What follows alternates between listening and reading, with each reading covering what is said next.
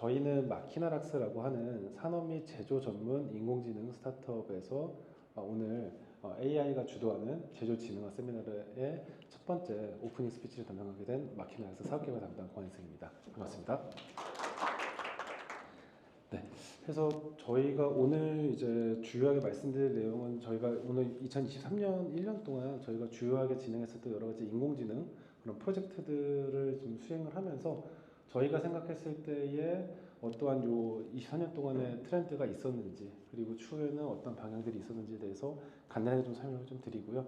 그리고 조금 더 자세하게 이야기로 들어가서 저희가 실제로 수행했었던 그 두 가지 사례에 대해서 보다 깊이 있는 기술적인 그런 이야기들로 설명을 좀 드려보려고 합니다.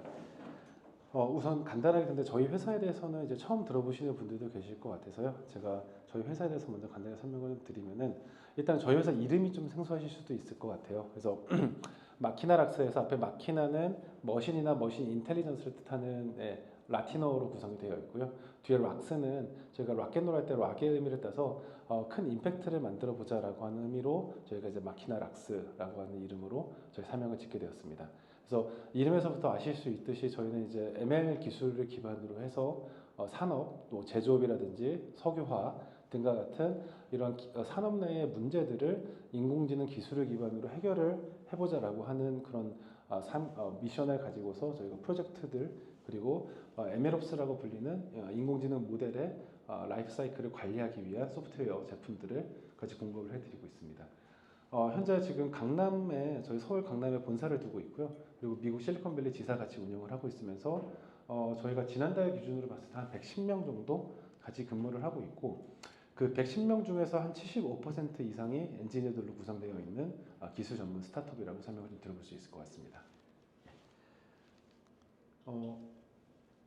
네, 그래서 아까 잠깐 언급드린 것처럼 저희는 기본적으로 머신러닝, 딥러닝 그리고 강화학습 등과 같이 이런 이 ML과 관련되어 있는 이 역량과 기술을 기반으로 해서 저희가 인공지능 모델들을 개발하고 관리하는 데 필요한 런웨이라고 하는 MLOps 플랫폼을 같이 공급드리면서 저희가 주요하게 푸는 문제의 유형들은 제조나 산업의 현장에서의 장비 혹은 제품의 이상이나 결함을 탐지하거나 아니면 제어나 조합을 최적화하고 또 시결적 데이터 기반의 예측이나 추론을 통한 결과들을 도출하는 것들을 인공지능 기술 기반으로 저희가 수행을 하고 있습니다.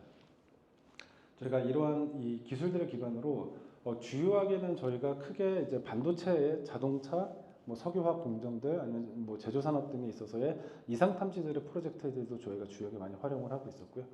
그리고 뭐 전기 자동차에 있는 공조 시스템 제어 최적화라든지 아니면 뭐 철강사에 있는 퍼니스 장비의 열 제어 최적화 등과 같은 이런 제어나 조합의 최적화들도 저희가 많은 프로젝트를 좀 진행을 했었습니다. 그리고 조금 더 반도체나 아니면 배터리 등과 같이 특화 산업에 조금 더 도메인 스페시픽하게 저희가 접근했던 부분들은 반도체의 배치 설계들을 최적화하는 부분 그리고 실제로 반도체나 PCB 기판 위에 실장을 할 때 실장의 시퀀스를 최적화하는 그런 기술도 저희가 같이 개발한 적이 있었고요. 그리고 요즘에 많이 핫해지고 있는 리튬이온 배터리의 이상을 탐지하거나 아니면 잔존 수명을 예측하는 그런 프로젝트들을 저희가 주요하게 좀 진행을 했었습니다. 그래서 2017년도에 저희가 처음 설립이 돼서 지금까지 5년 이상 업을 영위를 해오면서 40건 이상의 프로젝트들을 진행을 할 수 있었고요. 올해 2023년도에는 주요하게는 총 18건 정도의 프로젝트와 POC들을 좀 진행을 했었습니다. 여기서의 POC는 저희가 모델 개발을 한 건도 있고요. 모델 개발을 하지 않은 건들도 있는데요. 여기에서 보게 되면은 저희가 한 3년 혹은 4년 정도의 장기적으로 같이 프로젝트들을 쭉 진행해오는 파트너사들과 또 추가적으로 연속적으로 과제를 진행한 케이스도 있었고 올해 신규로 좀 진행한 케이스들도 있었습니다. 그래서 자동차 쪽의 로봇 이상 탐지라든지 뭐 전기차 충전기 이상 탐지 또 여기 뭐 로봇의 이상 탐지라든지 어떤 회전체 저희가 뭐 모터라든지 컴프레서 등과 같은 이런 회전체 이상 탐지들에 대한 그런 프로젝트를 저희가 진행을 좀 했었었고 철강사의 어떤 그 열 가지고서 저희가 열 처리해주는 퍼니스 장비의 제어 최적화나 아니면 공조 시스템의 제어 최적화, 소각로의 제어 최적화 등과 같은 최적화의 문제들을 저희가 해결하는 것도 진행을 했었습니다. 그리고 요 중에서는 저희가 아마 이 자리에 참석하신 분들도 관심이 있으실 것 같은데요. AI 바우처라 그래서 저희가 국가에서 일정 부분 요 프로젝트들을 진행을 할 때 비용을 지원해 주는 것들로 해서 저희가 이런 퍼니스 장비의 제어 최적화나 중장비 부품의 생산 스케줄링 최적화, 그리고 저희가 이제 상업 건물의 이런 냉방 열 관리에 대한 최적화 부분들을 국가가 지원을 해주는 AI 바우처 기반으로 저희가 프로젝트를 진행을 했었습니다. 요것들을 저희가 한번 그룹을 아까 저희가 주요하게 푸는 문제들로 한번 묶어보면요. 주요하게는 이상 탐지 쪽과 제어나 조합의 최적화, 예측의 추론, 그리고 아까 말씀드렸었던 저희가 런웨이라고 말씀드렸었던 MLOps에 대한 도입의 어떤 POC, 적용 POC들을 저희가 수행한 것을 좀 설명드려볼 수 있을 것 같습니다. 저희가 이런 18건 정도의 프로젝트들 그리고 이제 과제들을 수행을 쭉 해오면서 오늘 아마 이제 첫 번째 기조 세션에서 2024년도에 인공지능 쪽에 대한 트렌드에 대한 이야기를 좀 들으셨을 것 같은데요. 저희가 뭐 일반화된 트렌드를 말씀드리는 건 아니고요. 저희가 느꼈을 때에 과거 대비 올해 프로젝트를 진행하면서 어떠한 점들이 변화가 있었는지를 한번 간단하게 요약을 해서 좀 설명을 드려보고 싶은 생각이 들어서 좀 정리를 해봤을 때 첫 번째로는 저희가 자동차 제조 로봇의 이상 탐지의 프로젝트를 사실상 거의 3년 정도 같이 지금 진행을 해오고 있었습니다. 그래서 저희가 2021년도, 22년도를 거쳐오면서 아마 이상 탐지 프로젝트라고 하면은 여기 계신 분들 많이 아시는 것처럼 오토 인코더라고 하는 알고리즘을 활용을 해서 실제로 우리가 정상과 비정상을 구분하는 것들을 많이 생각을 하실 것 같은데요. 저희도 마찬가지로 어떤 고장이라고 하는 것이 실제로 발생하기 이전에 징후들에 대해서 우리가 데이터나 어떤 특정한 변수들의 패턴들을 우리가 한번 이상한 패턴들이 발생하는 것들을 확인하는 그런 모델들을 우리가 개발을 해서 미리 우리가 예지 정비를 해보자라고 하는 어프로치로 진행을 했었는데요. 문제는 저희가 뭐 메타 정보도 부족하고 사실 데이터가 확보하는 게 좀 어려운 부분들도 있고 무엇보다도 실제 고장이라고 하는 레이블들을 확보하기가 어려운 그런 현실들이 있었습니다. 그래서 그런 부분들에 대해서 저희가 뭐 여러 번의 어프로치들을 통해서 준비한 것들을 계속 진행을 하면서 실질적으로는 저희가 모델에 대해서 실제 검증을 진행했다기보다는 이런 모델이 실제 동작을 했었을 때에 이런 고장을 모사한 실험에서도 성능을 잘 나타낼 수 있는지를 검증하는 것 정도 수준까지는 저희가 작년까지 진행을 했었는데요. 근데 이제 문제는 이런 부분들이 있는 게 실제로 이런 모델들이 공장이나 현장에 적용이 되었을 때 잘 동작을 하는 건지에 대해서 우리가 실검증을 어떻게 해볼 수가 있을 것이냐 라고 하는 의문점을 계속 가지고 있을 수밖에 없었고요. 그리고 무엇보다도 이 공장이나 이런 산업의 현장에서는 예방정비라고 하는 프로세스를 통해서 장비나 주요한 이런 부품들에 대해서는 굉장히 레귤러하게 또 자주자주 점검을 해주고 이제 정비를 해주는 그런 부분들이 있어서 어차피 고장이 잘 안 나는데 이 모델을 만드는 데 있어서 사람과 시간과 돈이 이렇게 많이 들어간 게 무슨 의미가 있느냐라고 하는 관점에서의 이 ROI라고 하는 측면에서의 물음표를 저희도 또 저희와 같이 프로젝트를 했었던 고객사도 마찬가지로 가지고 있을 수밖에 없었습니다. 그래서 여기까지가 2022년까지의 버전이고요. 그래서 올해 2023년도에 들어와서는 자동차 제조 로봇이라고 하는 그 현장을 한번 생각을 해보자 라고 했을 때 지금 자동차를 한번 머릿속에 상상을 해보시면은 왼쪽에도 문이 있고 오른쪽에도 문이 있습니다. 그래서 좌우 대칭으로 제조가 돌아가게끔 되어 있거든요, 구조가.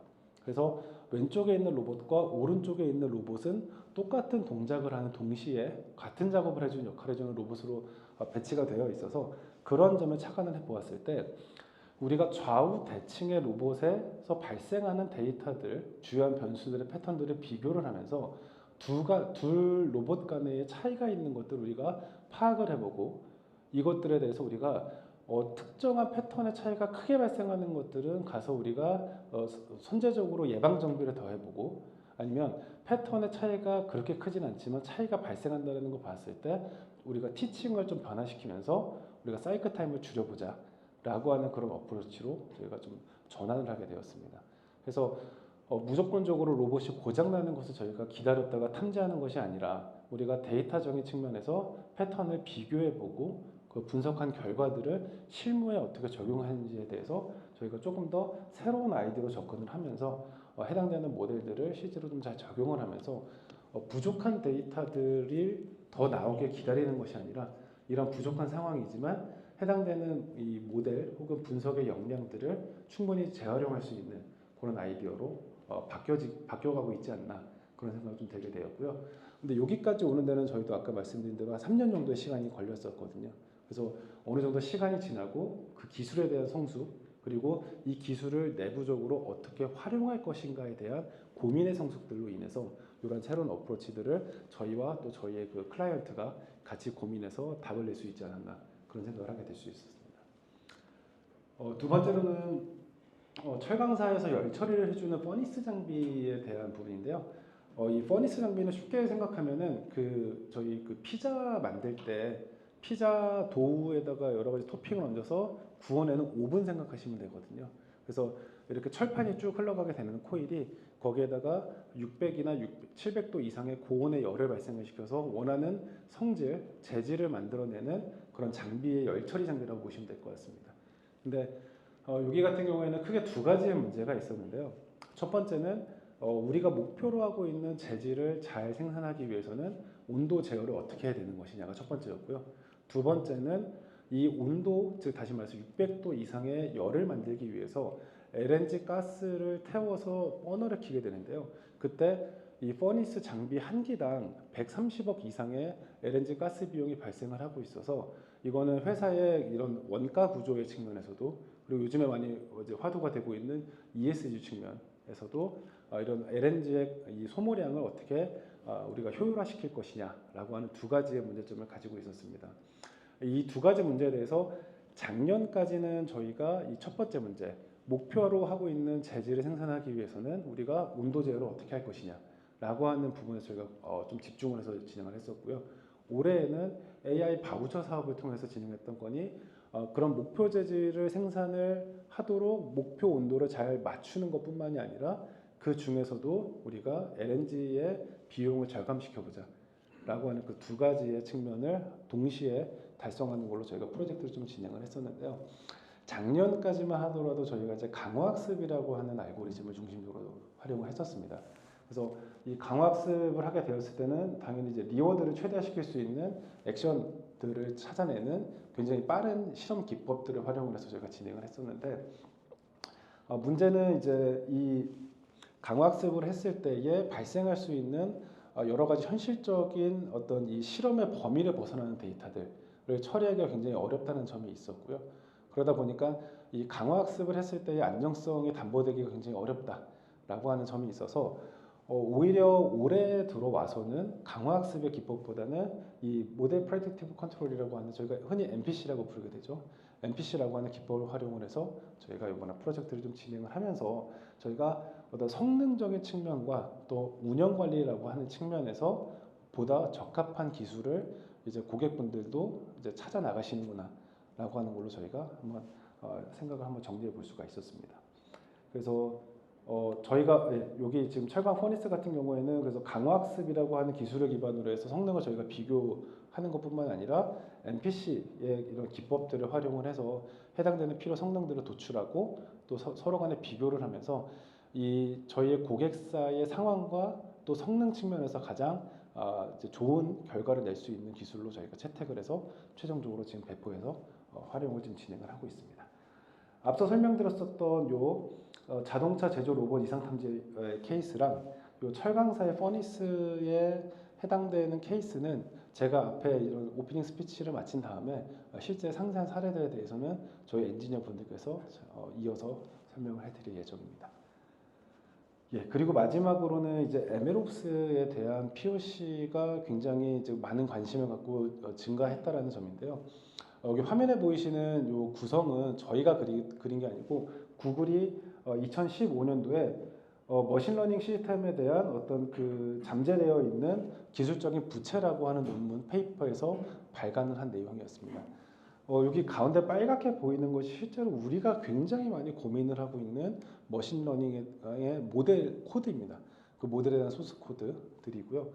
이 모델을 제외한 나머지의 구성 요소들에 대해서 간단하게 보면은 어떤 그 개발이나 운영에 대한 환경 설정이라든지 데이터 수집, 피처를 실제 저장하는 것들, 데이터를 검증하고 IT 리소스를 관리해주는 체계들, 그리고 모델을 실제로 서빙해주는 도구나 환경, 이런 등과 같은 모델을 제외한 모델을 실제로 개발하고 운영하고 관리해주기 위한 구성 요소들에 대한 중요성에 대해서 이야기를 해주고 있는데요.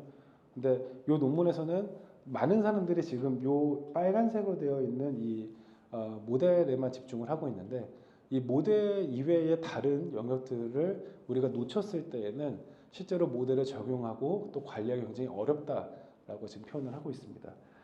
실제로 저희가 뭐 요 중에 이제 한 군데의 실제 사례에 대한 내용을 보게 되었을 때, 요 기업 같은 경우에는 이제 굉장히 옛날부터 인공지능 모델을 도입을 하려고 내부적으로 데이터 사이언티스트 육성을 하셨고 조직도 만들었고 또 이게 많은 좀 투자를 해 오셨습니다. 그래서 2018년도부터 시작을 해서 23년도 올해 상반기까지 600개 이상의 실제 도메인의 데이터를 기반으로 한 인공지능 모델 개발을 하셨어요. 근데 문제는 실제로 이제 모델 자체를 만드셨고 나서 이제 당연히 이제 폐기는 발생을 할 수 있거든요. 그게 회사가 만드는 제품이 바뀔 수도 있고요. 라인이 바뀔 수도 있고 장비가 바뀔 수도 있기 때문에 해당되는 모델은 폐기가 발생을 할 수 있는데 더 문제는 남아있는 70%는 운영 대상의 모델인데 그 중에서 절반에 해당되는 36%는 관리를 하지 못하고 나머지 34%에 대해서만 실제로 재학습을 하거나 아니면 중간중간 우리가 하이퍼 파라미터 튜닝을 하는 그런 모델을 관리하는 그런 현실을 저희가 확인을 해볼 수가 있었습니다. 근데 그 이유는 저희가 실제로 여기 같은 경우에는 이런 MLOps라고 하는 체계를 만들어놨다기보다는 뭐 여러 가지 이제 필요한 뭐 오픈 소스라든지 아니면은 여러 서버 자원들을 마련을 하셨는데 그것들을 운영하고 관리하기 위한 전체 체계나 도구나 툴킷을 준비하지 않으셨던 그런 상황이었고요. 그러다 보니까 우리가 하나의 모델을 실제 재학습하는데 여러 가지 실험도 돌려야 되고 A/B 테스트도 해야 되고 다시 또 이거를 또 배포까지 하고 운영까지 하는 그런 과정들을 전체를 한번 보았을 때 평균적으로 한 달 정도의 시간이 걸렸다라고 하는 그런 문제가 있었고요.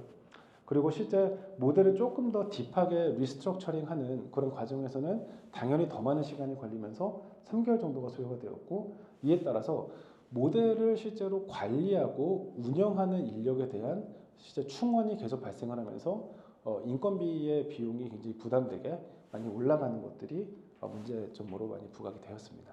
그래서 이런 상황들을 이제 점차 타개를 하시고자 저희 쪽과 같이 MLOps 도입에 대한 POC를 같이 좀 진행을 하셨었고요. 근데 이러한 부분들은 이제 뭐 인공지능 모델 도입을 과거부터 쭉 해오셨던 기업들이라면은 점차 이런 부분들이 부각이 돼 가면서 올해는 특히나 이런 부분에 대해서 비용 효율적인 접근 그리고 조금 더 영속적으로 관리를 잘 할 수 있는 체계를 도입하자라는 관점에서 저희 쪽과 많은 이야기를 지금 나누기 시작을 하셨던 것 같습니다.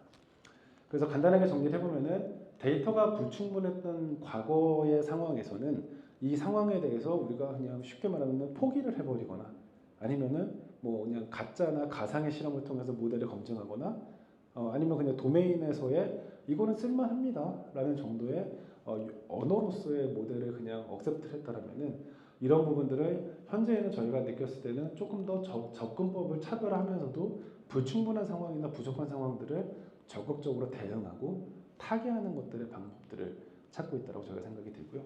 그리고 인공지능 모델이라고 했을 때 과거에는 그냥 하나의 모델 혹은 단일의 모델 알고리즘들을 저희가 활용을 하면서 이 모델 하나로 잘 만들면 되겠다. 그리고 이 단일 모델을 앞으로 우리가 잘 갖고 보자. 그래서 재학습도 얼마큼 자주 하고 이것도 더 고도화시키는 뭐 전처리 방법을 더 고민할 수도 있고요.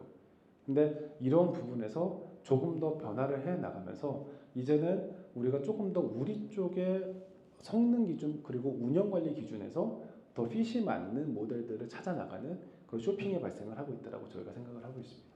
그리고 마지막으로는 아까 말씀드린 대로 인공지능 모델의 개발뿐만이 아니라 운영 관리의 전체 비용을 저희가 따져보면서 좀 더 장기적인 관점에서 이런 모델들을 잘 관리하고 운영하기 위한 그런 체계들의 도입들을 조금 더 많이 고민을 하신다라고 저희가 생각을 해볼 수 있었고요.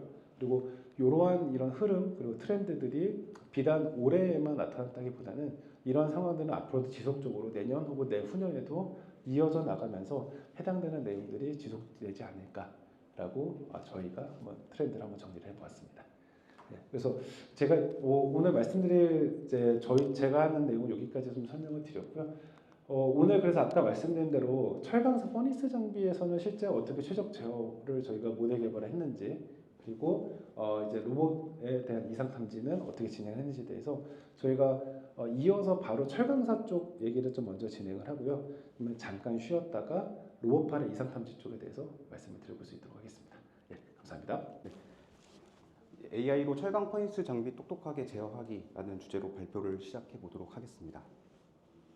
우선 발표 시작하기 전에 저와 이제 저의 팀에 대해서 간단하게 소개를 좀 드리자면은, 저는 이제 그 마키나락스 AI 프로젝트 팀에서 이제 컨트롤 옵티마이제이션 프로젝트들을 담당하고 있는 박홍재라고 하고요.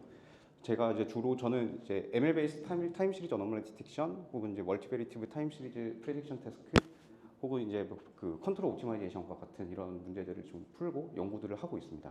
그래서 저희 팀은 우선 그 아까 고한승 이사님께서 말씀해주셨던 최적화 프로젝트들 중에서 이제 전기차 공조 시스템을 최적화해서 이제 전기차의 주행 거리를 조금 늘려보는 이런 프로젝트들을 진행을 하고 있고, 그리고 오늘 차례로 소개해드릴 이제 철강로 그 퍼니스 장비를 최적 제어함으로써 LNG 사용량을 최소화하기 위한 이런 프로젝트들을 진행을 하고 있습니다.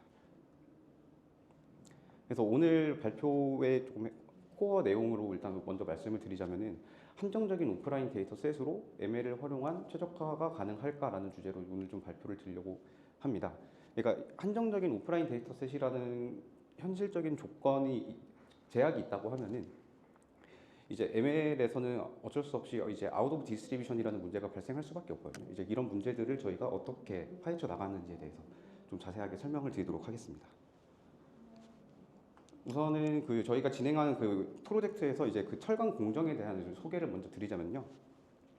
우선 저희가 이제 그 국내 철강사와 같이 진행을 했어요. 그래서 냉형, 칼라, 석두 및 PEB에 대한 생산을 진행을 하고 이를 판매함으로써 이제 매출을 발생시키는 그런 철강사고, 이게 최종 소비자에 따라서 이제 그 목적이 조금씩 다르게 됩니다. 예를 들어서 이제 냉형 강판 같은 경우는 이제 자동차 차체로 많이 쓰이게 되고, 아연도 강판은 이제 일반 건축재, 속도 강판 같은 경우는 이제 음료수 캔 등으로 이제 활용이 되게 됩니다. 이렇게 각 용도에 맞는 물성을 좀 확보를 해야 되는 필요성이 있고, 이러다 보니까 이제 그 물성 확보를 위해서 이제 열 제어를 진행을 하게 됩니다. 이 그림에서 그 우측 그림 상단 보시면은 그 두루마리 휴지처럼 코일들이 말려 있잖아요. 이런 말려 있는 코일들이 그 밑에 보시면 이제 철강 공정으로 이제 라인을 따라서 쭉 펴지면서 이제 들어가게 되고, 이 철강들이 코일들이 이제 그 용접과 절단을 통해서 이제 하나의 공정 라인으로 연속적으로 투입되는 연속 공정이라고 이제 생각을 하시면 됩니다. 그래서 이제 퍼니스 장비라는 거는 이제 이 생산 공정에서 이제 가열로 역할을 하는 부분인데, 이제 뭐 600도 이상의 고온 가열을 통해서 이제 그 강판의 목표 재질을 부여하는 역할을 하고 있습니다. 그래서 그림이 좀 잘 보이실지 모르겠는데 그 위아래로 되게 꼬불꼬불 되어 있거든요. 그래서 여러 존으로 나눠져 있고, 이 각 존별로 온도 세팅을 다르게 할 수 있다는 이런 특징이 있습니다. 그래서 열 제어 자체는 이제 버너에서 이제 LNG 연소를 통해서 열을 발생시킴으로써 이제 제어를 한다고 이해를 하시면 될 것 같습니다. 그래서 저희가 이제 목표를 좀 구체화하기 위해서 그 프로젝트 진행하기 전에 이제 고객사분들이랑 미팅도 하고, 저희가 먼저 데이터를 봐서 데이터 분석도 좀 해봤어요. 그래서 문제 현황들을 조금 파악하고자 했었는데, 우선 고객사 측에서 얘기해 주신 부분들로는 이제 작업자의 경험과 숙련도에 의해서 제어의 편차가 이제 발생을 한다라는 부분이 있었습니다. 이런 그 제어 편차는 이제 단순한 어떤 가이드로 통제가 잘 안 되는 이런 경험적인 경험에 의존하는 이런 부분들이 있었고, 이러다 보니까 이제 그 제어의 차이에 따라서 LNG 사용량에도 편차가 존재한다라고 이제 말씀을 해주셨습니다. 이제 그래서 저희는 데이터를 먼저 받아서 어떤 유형의 제어들이 그 LNG 사용량에 있어서 어떤 그 편차들이 있는지를 먼저 좀 파악을 좀 해봤는데요. 우측에 있는 그래프가 이제 그 저희가 받은 데이터를 통해서 일부 좀 분석한 자료의 일부 부분입니다. 그래서 보시면 실제 퍼니스 장비 운영 데이터이고, 이제 목표 온도가 이제 670도로 제어가 돼야 되는 약간 그런 코일들에 대해서 실제 온도와 LNG 사용량을 이제 통계적으로 좀 비교를 해봤습니다. 이제 그 목표 온도와 이제 그 LNG 사용량을 제외한 나머지 모든 조건들은 동일한 코일들에 대해서 진행을 했고, 이렇게 했을 때 저희는 이제 에너지 효율성이 떨어지는 두 가지 유형의 제어 패턴들이 있다라고 저희는 판단을 할 수 있었습니다. 첫 번째 유형 같은 경우는 목표 온도 자체는 달성을 했는데 제어 자체가 좀 비효율적이라서 LNG가 좀 과하게 사용된 이런 유형의 제어들이고, 두 번째 제어 같은 경우는 목표 온도 자체를 이제 초과해서 제어가 이루어짐으로써 좀 과하게 LNG가 사용된 약간 이런 유형이었습니다. 그리고 이제 목표 온도를 달성하지 못한 저기 670 왼쪽에 있는 669도로 제어된 저런 제어들 같은 경우는 그 가공 목적에 맞지 않는지 맞지 않는지 테스트를 하게 되는데, 우선 그 목표 온도보다 낮게 제어된 그 코일 같은 경우는 이제 그 대부분 폐기 처리가 된다고 이렇게 저희가 설명을 들었습니다. 그래서 저희가 이제 풀어야 되는 문제의 조건은 목표 온도는 최대한 맞추되 LNG 사용량은 최소로 하는, 이렇게 멀티 오브젝티브 문제라고 좀 생각을 하시면 될 것 같습니다. 그래서 저희는 저희 팀에서 접근하고 있는 어프로치인데요. 이 시뮬레이션을 위한 디지털 트윈을 개발을 하고, 그 디지털 트윈을 활용을 해서 최적화 알고리즘을 통해 최적 제어를 도출하는 이런 어프로치를 활용을 하고 있습니다. 그래서 그 디지털 트윈 같은 경우는 이제 현장 데이터 기반으로 이러한 다이나믹스 시스템을 모사하는 시뮬레이션 환경을 구성을 하는 게 최종 목적이고, 이러한 목적을 위해서 왓이프 시뮬레이션이 가능한 오토 리그레시브한 예측 모델을 활용을 하게 됩니다. 저희는 이러한 모델의 이름을 다이나믹스 시스템을 모사하는 모델이라고 해서 다이나믹스 모델이라고 부르고 있고요. 이렇게 해서 다이나믹스 모델 기반으로 디지털 트윈이 구성이 되고 나면은 이제 최적화 알고리즘을 이제 이 다이나믹스 모델에 붙여가지고 저희가 개발을 하게 됩니다.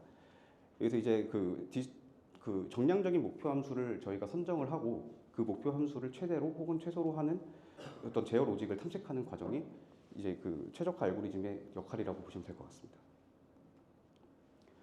그래서 저희는 이제 이러한 어프로치를 통해서 철강 공정 라인에 대해서도 우선 디지털 트윈을 개발하기 위한 방법들을 조금 모색을 하고 있었는데, 실제로 이제 현장에서 어떤 식으로 작업이 이루어지는지를 저희가 한번 간단하게 모사를 해봤습니다.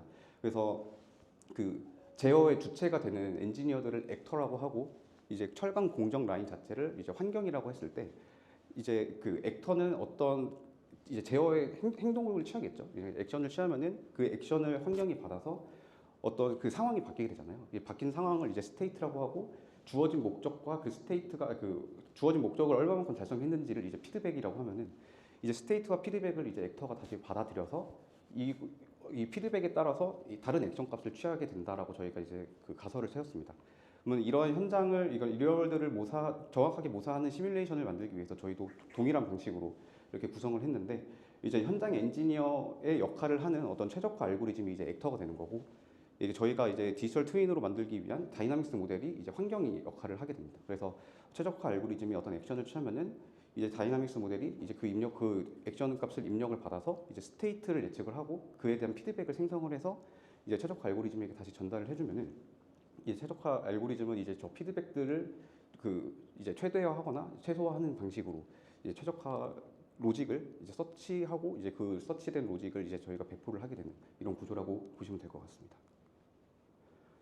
그래서 다이나믹스 모델을 이제 모델링을 해야 되는데, 그 전에 이제 저희는 변수의 유형을 먼저 분류를 했어요. 다이나믹스 모델도 어떻게 보면 이제 뉴럴 네트워크이다 보니까 입력과 출력의 정의가 되어 있어야 되거든요. 그래서 저희가 다이나믹스 모델의 입력과 출력으로 활용되는 변수들을 크게 세 가지 카테고리로 분류를 해서 정의를 하였습니다. 첫 번째는 이제 관측 변수라고 저희는 부르고 있는데, 이제 관측 변수의 정의는 이제 공정 내부 변수이면서 동시에 제어에 따라서 값이 변하는 그런 유형의 변수들입니다. 이러한 관측 변수는 모델의 입력이자 출력으로 활용이 된다라고 보시면 될 것 같고, 예를 들어서 이제 각 센서에서의 온도, 그러니까 퍼니스 내 각 존에서의 분위기 온도, 이런 부분들은 사실 제어 값을 어떻게 하느냐에 따라서 값이 달라질 수 있는 부분들이거든요. 그래서 다이나믹스 모델이 이런 관측 변수들을 예측을 하게 됩니다. 네, 그래서 이런 변수들을 관측 변수로 저희가 분류를 하였고, 두 번째 유형의 변수는 이제 조건 변수라고 해서 공정 외부 변수입니다. 그러니까 제어를 어떻게 하든지 간에 변하지 않는 그런 유형의 변수들이고, 제어에 영향을 받지는 않지만 시스템 자체에는 영향을 되게 많이 주는 그런 유형의 변수라고 보시면 될 것 같습니다. 그래서 예를 들어서 이제 라인 속도, 코일의 두께, 코일의 타입, 아니면은 그날 날씨나 이런 외기온과 같은 외부 환경 요인들이 이런 조건 변수에 해당된다고 보시면 될 것 같습니다. 그리고 마지막 유형의 변수는 이제 최적화 대상 변수인 제어 변수라고 볼 수 있겠습니다. 저희는 이렇게 세 가지 유형의 변수로 이제 분류를 했고, 이러한 유형의 변수들을 이제 세 가지 관측 변수, 조건 변수, 제어 변수 이제 다이나믹스 모델의 입력으로 그리고 다이나믹스 모델은 관측 변수를 다음 관측 변수를 예측하는 식으로 이제 시스템을 구성할 수 있겠다라고 판단을 하였습니다. 그래서 이렇게 학습된 다이나믹스 모델이 만약에 존재한다고 하면은 이 다이나믹스 모델을 통해서 이제 왓이프 시뮬레이션이 가능하게 됩니다. 그러니까 그 오프라인 데이터셋에서 초기 관측 변수, 제어 변수, 그 조건 변수들을 이니셜 인풋으로 활용을 하고 다이나믹스 모델은 이제 그 변수들을 입력으로 받아서 다음 관측 변수를 예측을 하게 됩니다. 이제 그러면은 뭐 이제 작업자가 됐든 아니면은 최적화 알고리즘이 됐든 어떤 제어 변수를 내뱉어 주면은 그 값들을 입력으로 활용을 해서 다이나믹스 모델은 또 그 다음 값을 예측하는 식으로 이렇게 진행이 되게 되고 이렇게 되면은 결국에 저희가 원하는 왓이프 시뮬레이션이 가능한 디지털 트윈이 구성될 수 있다라고 판단을 하였습니다. 그래서 구체적으로 이제 모델링 과정에서 설명을 드리면은 그 저희가 모델링 전에 이 시스템에 대한 이해도가 좀 필요했습니다. 그래서 시스템에 대한 그 설명을 고객사들에게 좀 설명을 듣고 저희가 그 내부적으로 데이터 분석도 진행을 하면서 확인을 하였는데 이 시스템의 고유한 특징 중에 하나는 우선 딜레이 시스템이라는 겁니다. 이게 딜레이 시스템이라고 하면은 이제 어떤 제어를 취했을 때 상태가 즉각적으로 변하는 게 아니고 조금 어느 정도 시간차를 두고 그 반응이 온다라고 보시면 될 것 같습니다. 그래서 이제 상황에 따라서 열 전도율 차이가 발생하는 부분을 저희가 확인을 했어요. 그래서 그 상황의 차이는 이제 코일의 종류나 이제 코일의 두께, 공정 라인 속도 이런 부분 때문에 발생하는 부분이거든요. 그래서 코일의 종류가 이제 열 전도율이 되게 떨어지는 종류의 코일도 있고 코일의 두께가 되게 두껍다고 하면 열 전도율이 또 떨어지겠죠. 그리고 라인 속도도 천천히 그 이제 그 열 제어하는 장비에 들어가는지 빠르게 지나가는지에 따라서 열 전도율의 차이가 또 발생을 하게 됩니다. 이런 조건들을 모두 고려해서 이 조건들에 따라서 딜레이 정도가 조금씩 달라지거든요. 이런 부분들을 저희가 모델링을 해야 된다는 조건이 있었고, 그리고 이 아까 그 첫 장에서 보셨겠지만 코일 자체가 되게 커요. 그러다 보니까 이 공정도 굉장히 큰데 이 굉장히 큰 공정이다 보니까 센서들의 위치가 굉장히 많이 떨어져 있습니다. 그래서 이 센서들의 위치에 따라서 그 측정되는 변수들이 시간차가 조금씩 존재할 수밖에 없게 돼요. 저희가 받은 데이터는 그 타임스탬프 기준으로 어떤 데이터의 스냅샷 형태로 갖고 있기 때문에 특정 시점에서 측정된 변수들이 이제 센서 위치별로 관측하고 있는 부위가 좀 다른 거죠. 이제 그런 부분들이 있어서 이제 그 관측 변수들 사이에서의 시간 차이도 존재한다라는 이런 특징이 있었습니다. 그래서 이런 상황별, 변수별로 이제 서로 다른 정도의 이제 딜레이가 있는 이런 시스템을 이제 그 AI로 어떻게 모델링을 해야 되냐라는 저희는 이런 그 고민이 있었고 실제로 이제 데이터 분석을 좀 진행을 해봤어요. 그래서 그 타임랩 크로스 코릴레이션이라는 방식이 있는데 그냥 그 변수들의 코릴레이션을 계산하는 방식에서 비교 대상인 두 변수를 조금씩 슬라이딩 윈도우 방식으로 시프트를 시켜가면서 이제 코릴레이션을 계산을 하는 그런 방식입니다. 이렇게 했을 때 코릴레이션이 그 윈도우를 몇 스텝 슬라이딩을 했느냐에 따라서 코릴레이션이 피크를 찍는 구간이 있고 이제 그렇게 되면 그 피크를 찍는 그 타임스탬프가 이제 그 정도 시간 그 정도의 딜레이가 있는 거라고 저희가 판단을 할 수가 있거든요. 이거 지금 화면이 너무 작아서 잘 안 보이실 것 같은데 검은색 라인이 그 실제 그 딱 타임스탬프 기준으로 딱 정중앙에 두 변수를 놨을 때 코릴레이션이고 빨간색이 이제 피크를 찍었던 시점에서의 그 코릴레이션 시점입니다. 그래서 보시면은 빨간색 라인이 조금씩 왼쪽에 있는 거를 확인할 수가 있는데 이 그 왼쪽에 있다는 얘기는 결국에는 그 어떤 제어를 취했을 때 그 반응이 관측 변수에서 저 타임렉만큼 늦게 반응이 된다라고 보시면 될 것 같고 저 시간차는 변수별로 저희가 확인을 했을 때 한 5분에서 10분 정도 시간차를 두고 있다는 것을 저희가 확인할 수 있었습니다. 그래서 이런 그 변수별로 다양하게 발생하는 이런 시간 차이를 그 모델을 통해서 어떻게 극복을 해야 되는지 저희 그 논의를 하다가 저희가 이제 개발한 방식이 있어요. 그러니까 저희가 이게 LSTM 레이어를 기본 모델 베이스로 사용을 하고 있고 그 LSTM 레이어 위에 그 어텐션 레이어를 활용을 함으로써 변수별로 이제 어떤 시점을 좀 더 집중을 해야 되는지 모델이 학습을 통해서 스스로 판단할 수 있게끔 저희가 하고 있습니다. 근데 여기서 일반적인 어텐션 레이어와 이제 그 트랜스포머에서 사용되는 멀티헤드 어텐션 레이어와 좀 차이점은 일반적인 어텐션 레이어나 이제 멀티헤드 어텐션 레이어 같은 경우는 이제 글로벌 어텐션 스코어가 하나가 나오고 이 글로벌 어텐션 스코어를 통해서 이제 모델이 학습을 계속 이제 각 시점별로 웨이트를 다르게 주게 되는데 저희 같은 경우는 이 변수별로 어텐션 스코어를 각각 다르게 받을 수 있도록 익스플리시트하게 저희가 모델을 구현을 했습니다. 그래서 오른쪽에 화면에서 보시는 것처럼 변수별로 지금 가장 이 변수를 현재 시점의 변수를 가지고 그 다음 시점을 예측할 때 어떤 그 과거 몇 스텝 전에 정보들이 좀 중요한지를 어떤 스코어를 이렇게 계산할 수가 있고 변수별로 되게 다양하게 이게 나오는 거를 저희가 확인할 수가 있었습니다.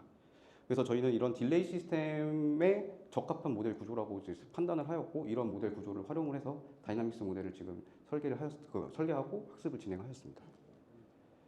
그리고 또 두 번째로 고려해야 될 상황이 있었는데 이제 저희가 아까 앞에서 말씀드렸던 것처럼 다이나믹스 모델을 통해서 이제 와디프 시뮬레이션을 진행을 해야 되잖아요. 그래서 이제 그 LSTM 계열의 모델을 베이스로 사용을 하게 됐을 때 이제 일반적으로 LSTM 모델을 일반적인 방식으로 트레이닝을 시키게 되면은 이제 그라운드 트루스 값이 항상 입력으로 들어가게 되거든요. 근데 인퍼런스를 하는 과정을 보시면은 예측 값이 다음 스텝의 입력 값으로 들어가게 됩니다.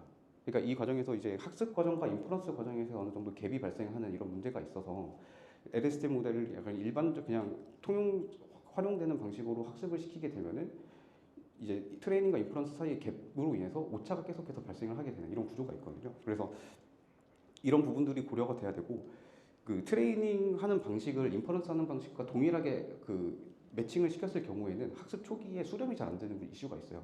그러니까 첫 번째 스텝에서 오차가 발생할 수밖에 없는데 그 오차가 다음 스텝으로 계속 진행이 되다 보니까 뒷부분에서의 오차들은 계속해서 누적이 돼서 커질 수밖에 없거든요. 그래서 모델이 수렴을 하지 못하고 이제 발산을 하는 이런 문제들이 있습니다. 그래서 이런 트레이닝과 인퍼런스 사이에 갭을 줄이는 방식으로 이런 갭을 줄일 수 있는 방식의 학습 전략이 필요하다고 저희는 판단을 하였고 그래서 저희가 활용한 방식은 이제 스케줄 샘플링이라는 방식입니다. 그래서 스케줄 샘플링이라는 이 방식은 2015년에 공개된 논문인데 처음 시퀀스가 발표가 되고 그 뒤로 이제 얼마 지나지 않아서 발표된 논문입니다. 그래서 이 페이퍼에서 이제 가장 그 얘기를 하는 부분은 이 트레이닝과 인퍼런스 사이의 갭을 줄이기 위한 방식으로 트레이닝에 이제 그 예측값을 다음 스텝에 입력으로 넣는 이 과정 자체를 확률적으로 이제 뭐 그 스케줄링을 함으로써 트레이닝과 인퍼런스의 사이의 갭을 조금씩 줄이자라는 취지인데 쉽게 설명드리면은 처음에는 이제 정답을 알려주면서 모델이 좀 쉽게 학습할 수 있게끔 만들어주고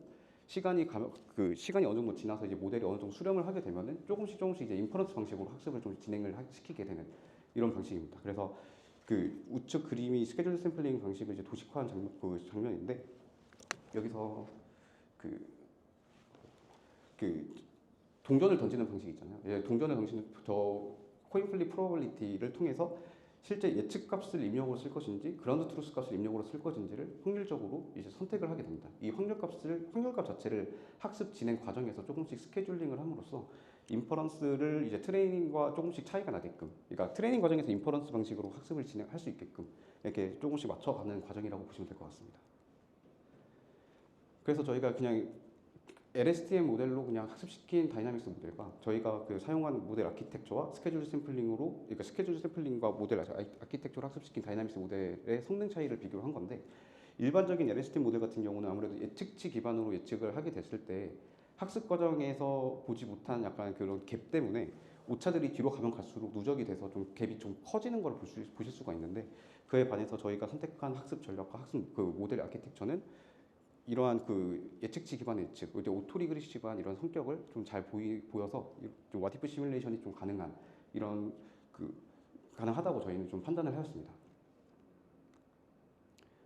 근데 그럼에도 불구하고 저희가 겪고 있는 문제가 있었는데 이제 현장의 엔지니어의 입장이 돼서 제어를 해본다고 상상을 해보면은 이 리얼타임으로 값들을 미세하게 조금씩 바꿔 나가기가 되게 쉽지가 않아요.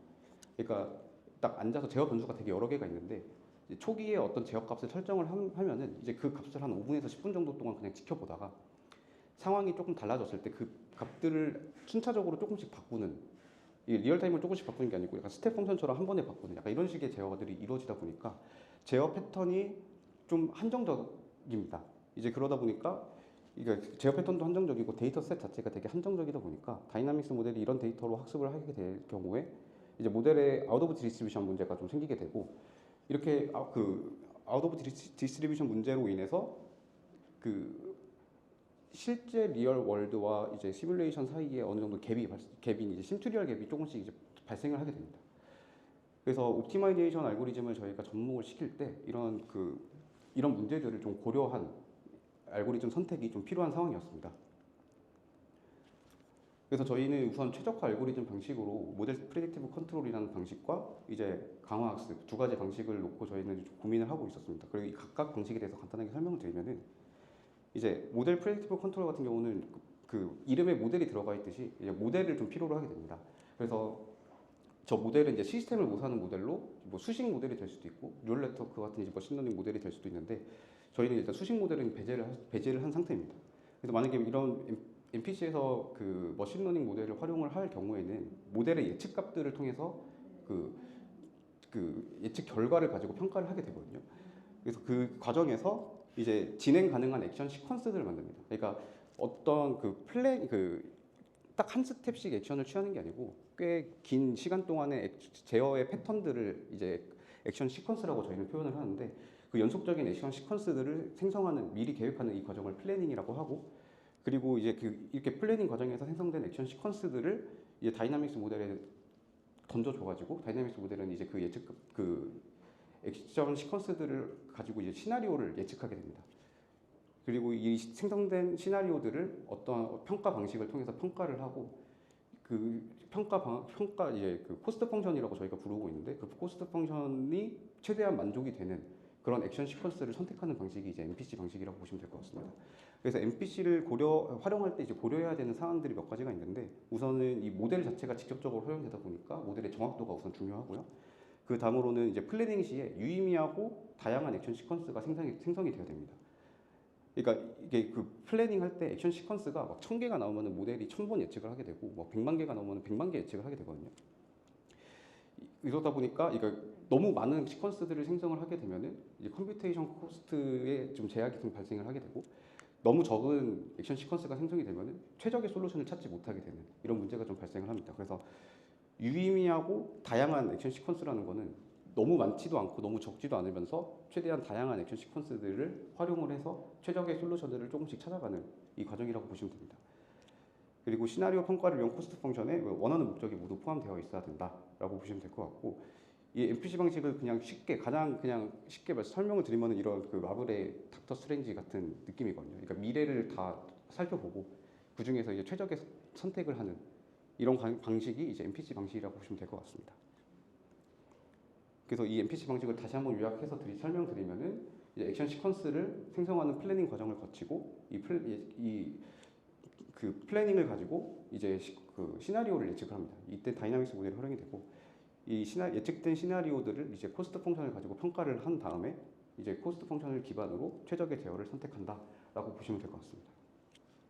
그리고 강화학습에 대해서 간단하게 설명을 드리면은 강화학습은 총 5가지 컴포넌트가 있거든요. 그래서 앞부분에서 제가 설명드렸던 어떤 행동 제어의 주체가 이제 에이전트가 되고 그 에이전트가 도출하는 어떤 행위 자체를 이제 액션이라고 정의를 할 수 있습니다. 그리고 스테이트는 이제 에이전트가 액션을 취할 때 참고하는 입력 변수들이라고 보시면 될 것 같고 이 리워드는 이제 그 강화학습 에이전트가 이제 그 최대화하기 위한 어떤 목적 함수라고 보시면 됩니다. 그리고 environment는 이제 그 에이전트의 액션에 따라서 다음 스테이트를 이제 내뱉어주는 그런 어떤 하나의 프로그램이라고 보시면 되고 이런 강화학습 알고리즘이 학습을 할 때는 이제 익스플로레이션이라고 해서 탐색하는 과정이 필요해요. 그러니까 강화학습에 대한 설명을 할 때 사람의 유아기 시절을 보통 비유를 많이 하는데 아기들을 보면은 막 이것저것 행동을 다양하게 해보면서 그 스스로가 학습을 좀 하잖아요. 그러니까 이것도 해보고 저것도 해보면서 이제 거기에도 이제 실패도 하고 어떤 것들은 성공을 하고 이제 그러면서 아 이렇게 했을 때는 이런 반응이 나오는구나 이런 것들을 사람이 유아기 시절 때 스스로 학습을 하는 것처럼 RL 에이전트도 다양한 그 액션들을 취해요. 그래서 다양한 어떤 스테이트에서 이런 액션을 취했을 때 이렇게 하면은 이런 다음 스테이트로 이런 스테이트가 나오고 이런 리워드를 내가 받는구나 라는 거를 학습을 하면서 그 리워드들의 이제 총합을 최대화하는 식으로 학습을 진행하게 됩니다. 근데 이 과정에서 저희가 그 강화학습이 저희 지금 디지털 트윈에 맞지 않는다고 판단한 이유는 이 익스플로레이션 관점에서거든요. 그러니까 강화학습이 다양한 액션들을 취하는 이 과정에서 그 다이나믹스 모델의 그 학습 데이터 영역 바깥에 있는 액션들을 취하게 됐을 때 저희가 이거에 대한 피드백을 주기가 되게 힘들었어요. 이걸 제한하는 것도 굉장히 힘들었고, 그래서 그 강화학습 에이전트가 만약에 어떤 익스플로레이션 과정에서 어떤 액션을 취했을 때 그 다이나믹스 모델의 학습 데이터의 어떤 디스트리뷰션 바깥에 있는 액션을 취하게 되면은 다이나믹스 모델은 잘못된 스테이트와 잘못된 피드백을 주겠죠. 이제 그렇게 되면은 에이전트는 근데 그게 좋지 않은 피드백이라는 거를 모르고 있는 상태로 학습을 진행하게 됩니다. 그렇게 됐을 때 저희는 이 RL 에이전트가 학습한 그 결과 자체를 저희가 신뢰할 수가 없었고, 그 과정에서 저희가 뭐 세이프 RL이나 아니면은 다이나믹스 모델의 언설턴티를 RL 에이전트에게 이제 전달해주는 방식들도 고려를 했었는데, 이런 방식들도 실험을 통해서 확인을 했을 때는 잘 진행이 안 되는 이런 문제가 있었습니다. 그래서 저희는 강화학습은 저희가 갖고 있는 오프라인 데이터셋의 한정에서는 되게 적합하지 않다라고 저희는 판단을 하였고, 그래서 최종적으로는 이제 MPC를 통해서 최적화 알고리즘을 도출을 해야겠다라고 판단을 하였습니다. 그래서 앞에서 설명드렸던 것처럼 그 MPC 플래닝을 할 때 두 가지 사항을 좀 고려를 해야 되거든요. 첫 번째는 효율성, 두 번째는 제어 변수 패턴에 대한 고민이 좀 필요했습니다. 효율성 같은 경우는 앞에서 말씀드렸던 것처럼 너무 많은 액션 시퀀스들을 생성을 했을 때 그에 대한 이제 컴퓨테이션 리소스 부담이 많이 되거든요. 이제 그러다 보니까 얼마나 많은 그 액션 시퀀스들을 만들어 줄 거냐, 그리고 액션 시퀀스의 호라이즌에 따라서도 예측에 들어가는 시간이 달라져요. 그러니까 이게 오토 리그레시브 하다 보니까 그 호라이즌의 비례해서 그 예측에 필요한 그 시간이 비례해서 증가하다 보니까 이러한 되게 고려를 해야 될 사항들이 되게 많았습니다. 그래서 최대한 너무 많지 않으면서 최대한 다양한, 그러니까 여기서 제가 파란색으로 표현한 것처럼 유의미한 액션 시퀀스만 선별해서 다이나믹스 모델에 던져줘야 되는 이런 고려사항이 있었고, 두 번째 고려사항 같은 경우는 다이나믹스 모델의 아웃 오브 디스트리뷰션을 고려한 이런 샘플링이 필요하다라는 부분이었습니다. 근데 여기서도 이제 몇 가지 또 추가적으로 저희가 고려해야 되는 사항들이 좀 있었는데, 도메인 전문가가 신뢰할 수 있는 어떤 패턴들이 나와야 된다. 이게 너무 이상한 패턴이 나오면은 저희 도메인 전문가 입장에서는 이거 이렇게 제어하면 안 될 것 같은데요? 라는 질문이 들어올 수밖에 없거든요. 그래서 도메인 전문가가 신뢰할 수 있는 어떤 액션 시퀀스들이 나와야 되고, 두 번째로는 오프라인 데이터셋에 있는 도메인 전문가의 액션 시퀀스들과 너무 다르면은 아웃 오브 디스트리뷰션 문제가 발생하지만 또 너무 유사하면은 저희가 목표 달성이 좀 어려워지는 이런 문제가 있었습니다. 그래서 너무 얘가 좀 말이 좀 이상하긴 하지만 너무 다르지 않으면서 너무 또 유사하지도 않은 이런 액션 시퀀스들을 생성을 해야 되는 이런 문제가 있었고, 그래서 저희가 제어 데이터들을 저희가 분석을 했을 때 패턴 자체는 되게 단순해서 직접 생성을 해보는 이런 방식들도 고민을 했었거든요.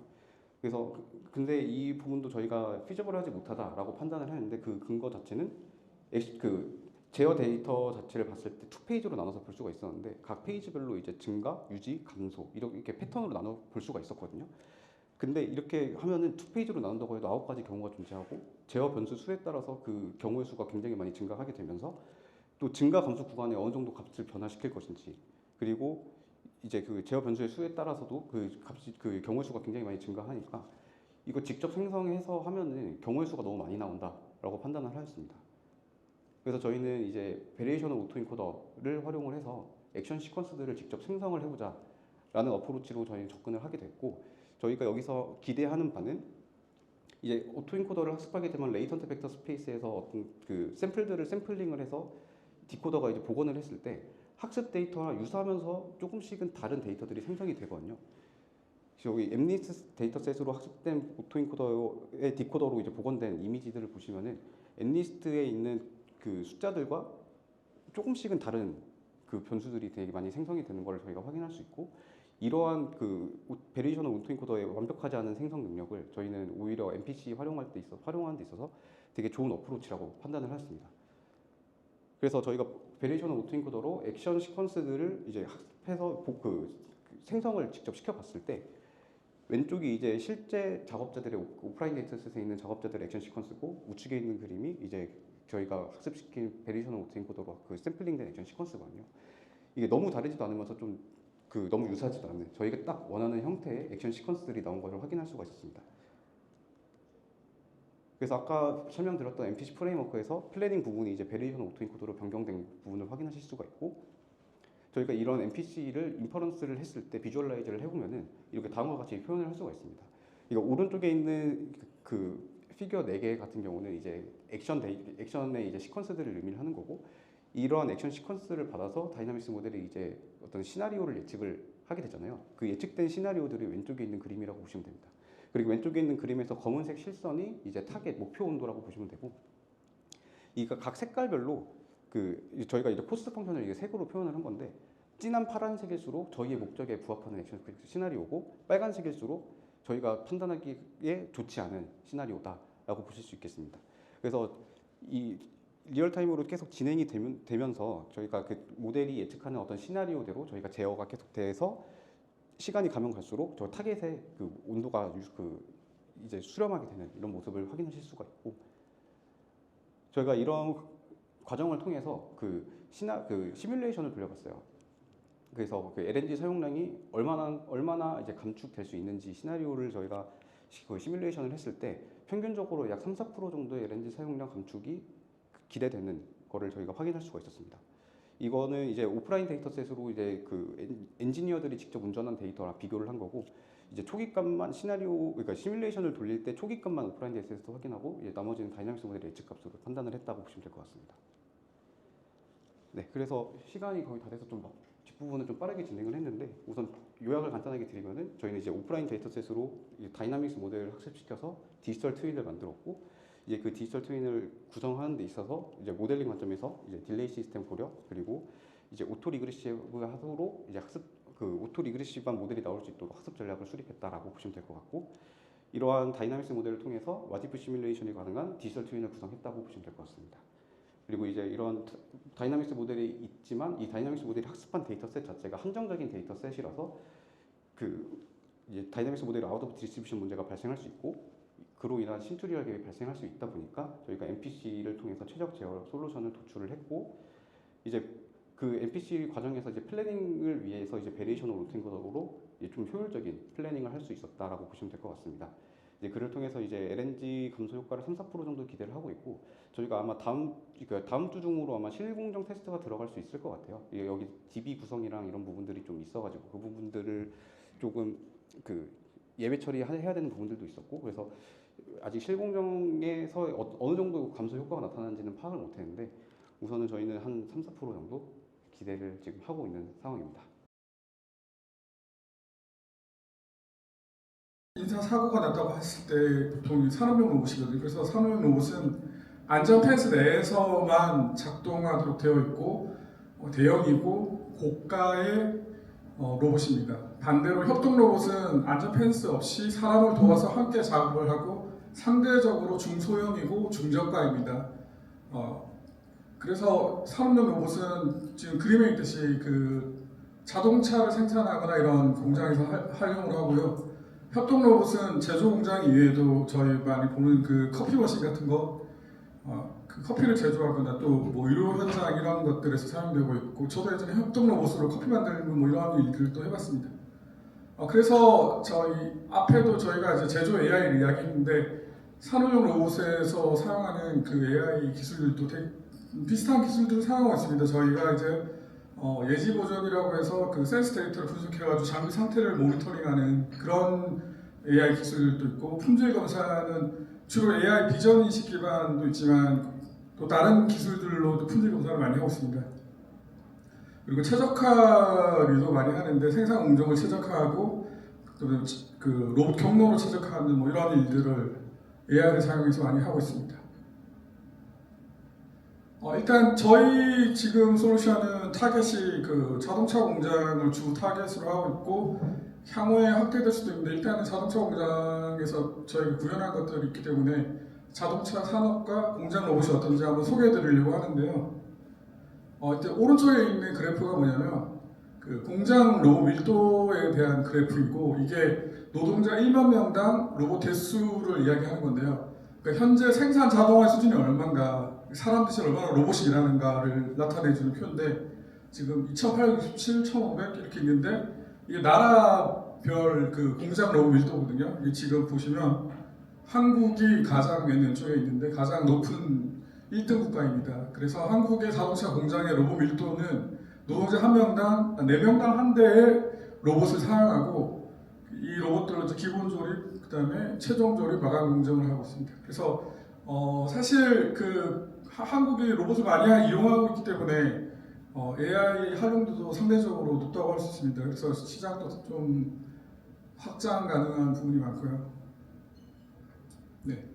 그래서 저희가 이제 이 프로젝트를 시작하게 된 목적과 배경에 대해서 소개해 드리려고 합니다.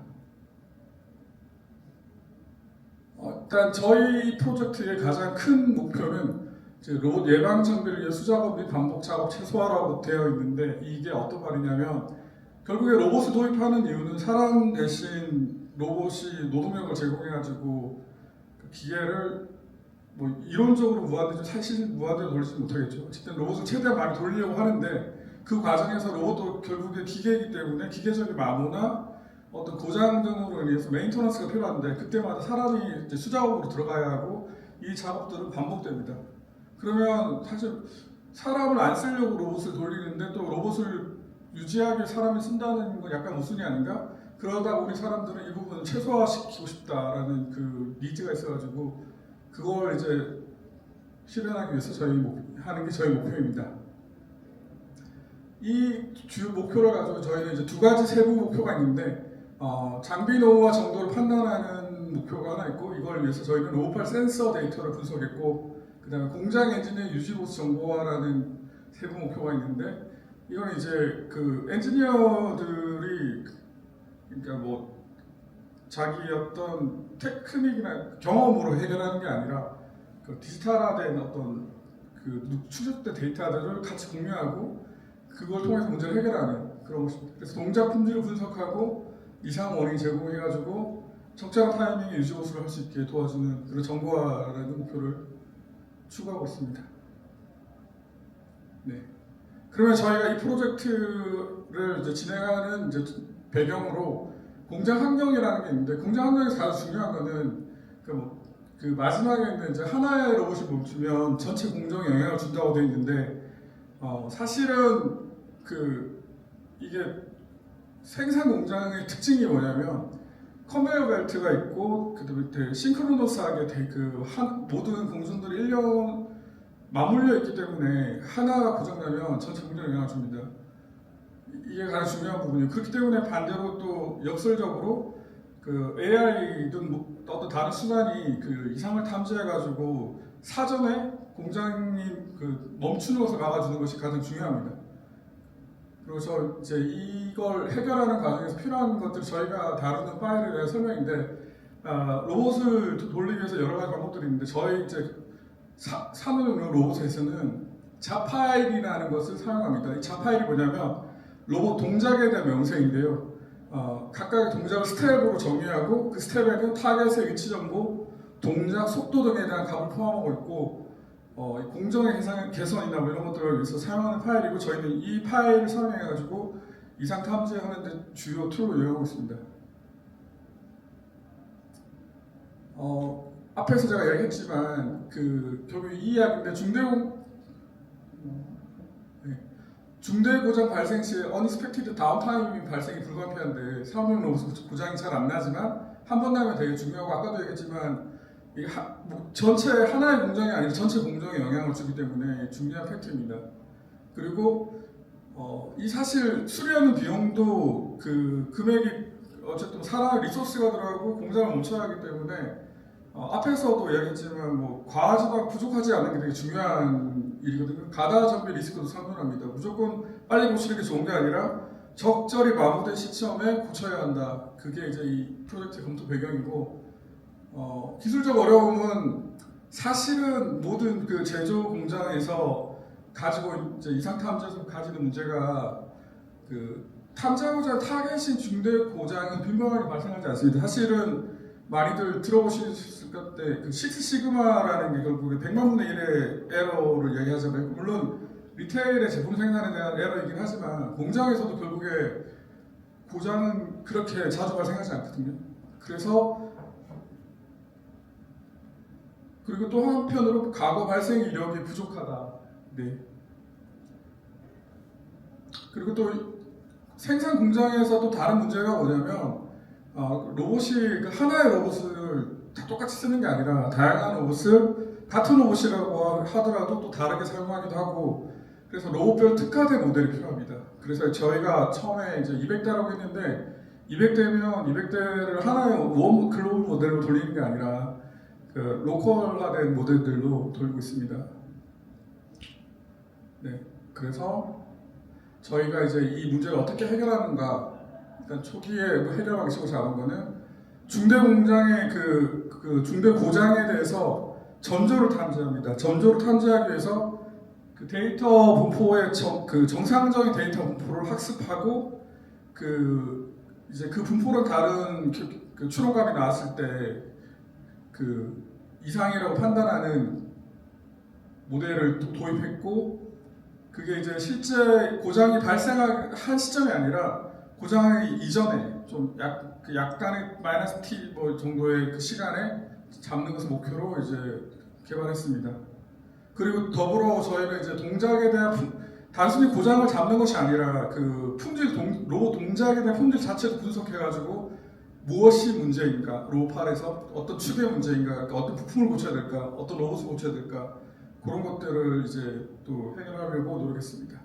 그리고 더불어서 저희 마지막에 이제 MLOps에 대해서 얘기할 텐데 저희 이 솔루션 같은 경우는 단순히 그 모델을 개발해 이상을 탐지하는 것이 아니라 실제 공장에 적용해가지고 돌려야 하고 또 여러 모델 그 로봇들과 여러 로봇을 쓸 수 있고 그에 따라서 데이터도 많기 때문에 그런 이제 MLOps가 필요합니다. 그래서 MLOps를 활용해서 다수의 ML 모델을 운용할 수 있는 환경을 구축했습니다.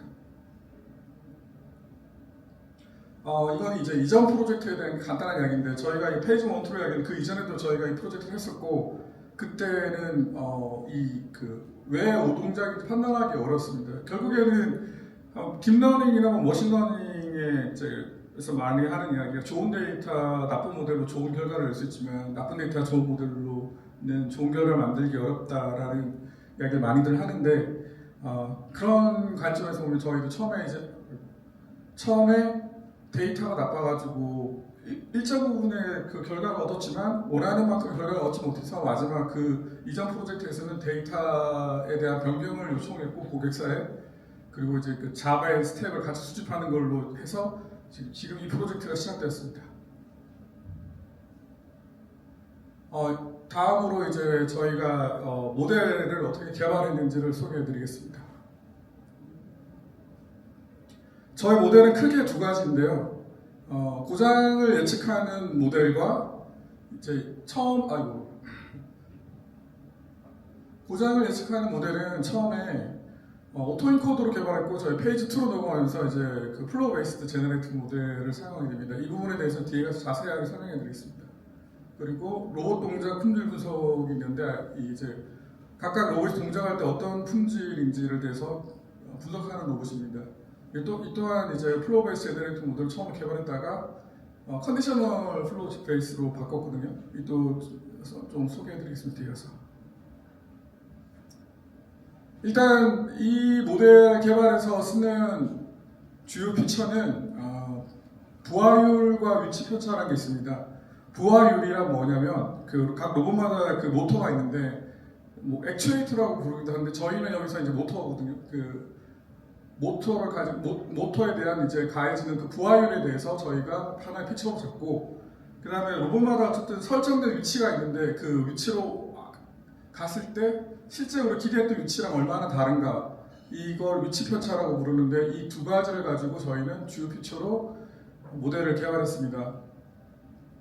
일단 앞에서 이전 프로젝트에서 언급했는데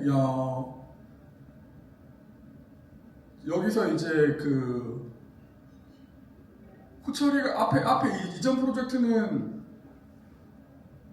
그 후처리가 예를 들어 데이터로 정보의 손실이 발생합니다. 그래서 저희는 그 이전 프로젝트 활용한 피처들은 더 이상 활용하지 않습니다. 여기서는 좀 다르게 했고 이전하고는 접근법이 다르고 그 다음에 현재 프로젝트 사용한 피처의 특징은 잡 스텝별 수행 지점을 쓸 때는 데이터가 존재하고 그 잡 스텝 기준 수집 시점이 고정되어 있어서 랜덤성이 낮습니다. 이런 그림인데 이거 네, 다음 넘어가겠습니다. 그래서 저희가 앞에 제가 두 가지 모델을 개발했다고 했는데 그 고장 탐지 관련해 가지고는 저희가 이제 오토인코더를 사용합니다. 뭐 많은 이산 탐지 모델들이 주로 사용하는 게 오토인코드고 오토인코드가 그 이제 언슈퍼바이즈 러닝에서 아주 매력적인 솔루션이죠. 그래서 저희도 처음에는 오토인코드를 사용했고 어느 정도로 결과를 냈는데 좀 더 개선 포인트에서 다른 걸 사용하긴 했습니다. 일단 오토인코드 간단하게 소개해드리면 인코더랑 디코더로 이루어져 있고 샘플 데이터를 인코더로 압축해가지고 레이턴트 팩트 스페이스를 거쳐가지고 바틀렉이라고 그러죠. 그리고 디코더를 거쳐서 복원했을 때 그 원본과 생성이 얼마나 그 차이가 나는가, 차이가 많이 난다면 이제 이상으로 판단하는 게 오토인코드입니다. 그래서 오토인코더를 사용했다가 저희가 이제 조금 한계를 느껴요. 한계에 대해 다시 뒤에서 이야기했고요. 일단 저희가 그 차후로 선택한 모델을 설명해드리면 노멀라이징 플로우라는 걸 사용하는데 그러니까 생성 AI가 이제 보통 세 가지를 이야기하는데 GAN이나 이제 그다음에 VAE 그리고 이런 플로우 베이스 제네티브 모델이 되는데요. 그들과의 차이는 이제 인버티블 뉴럴 네트워크라고 해서 앞에 제가 언급한 두 모델들은 압축을 하지만 얘는 압축이 아니라 역함수를 사용해서 정보를 최대한 유지하는 거거든요. 그러니까 역으로 돌아와서 데이터 생성하는 그게 가장 큰 차이고 이제 노멀라이징 플로우로 품질 진단을 사용할 때 원리나 장점은 복잡한 데이터 분포를 학습할 수 있습니다. 분포 자체를 학습한다는 게 가장 매력적인 거고 제가 방금 말했지만 GAN이나 VA 같은 경우는 압축으로 하는 건데 그러니까 GAN 같은 경우는 제너레이터랑 디스크리미네이터가 있고 VA는 인코더와 디코더가 있는데 얘는 이제 역함수를 사용하는 거죠. 그래서 라이클리후드를 계산할 수 있습니다.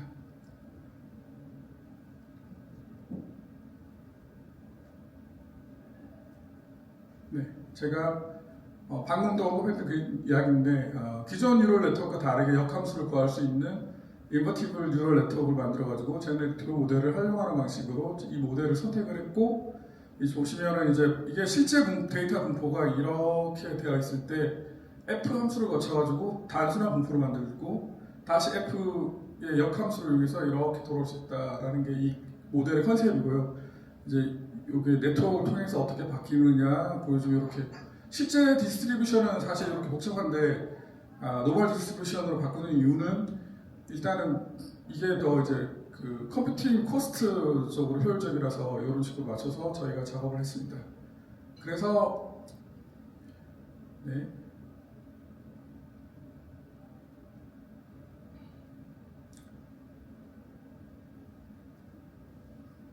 GAN이나 A와 다르게 아까 그 라이클리후드를 계산할 수 있다고 했는데 뭐 예를 들면 이제 현재 데이터는 하이 몇 프로냐 뭐 이런 것들을 이 모델을 통해서 구할 수 있고 그 다음에 그 가장 좀 중요한 부분이 이런 거죠. 사실은 그 1번 피처의 변화에 따라 라이클이 커진다? 그러면 이제 이거 1번 피처가 문제구나. 그래서 이거를 저희가 어디에 사용하냐면 그 로팔의 그 어떤 축이 문제냐 뭐 각 동작 부품마다의 그 이상 여부를 찾을 때 이런 걸 활용해가지고 찾고 있습니다.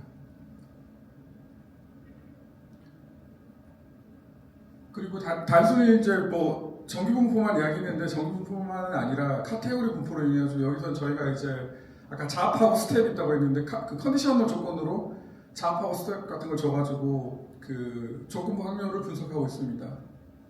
그래서 예를 들어 이 로봇 행동은 1번 작업치고는 이상하고 2번 작업이면 괜찮다. 이런 분석을 하고 있습니다. 네. 그래서 이 모델을 도입하기 전에 저희가 이제 가설을 세우고 정말 이 모델을 도입해도 되는가라는 것을 한번 해봤던 것에 대한 이야기인데 이제 일단 저희는 이게 그 트리베이스 모델만으로도 잡하고 스텝이 구분 가능해야 다른 모델로도 가능하다라는 일단 가설을 세웠고 그 검증을 했을 때 그걸 수용했기 때문에 이 모델로 진행했습니다. 예.